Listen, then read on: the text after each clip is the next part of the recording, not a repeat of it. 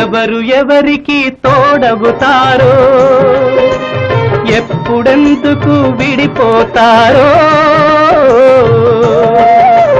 మమతను కాదని వెళతారు, మనసే తాలని ఉంటారు. ఎవ్వరి పయనం ఎందాకో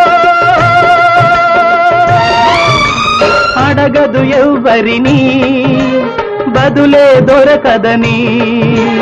అడగదు ఎవ్వరిని, బదులే దొరకదని. ఓ బాటసారి, ఇది జీవిత రహదారి. ఎంత దూరమో, ఏది అంతమో, ఎవరు ఎరుగని దారి ఇది, ఒకరికి సొంతం కాదు ఇది. ఓ బాటసారి, ఇది జీవిత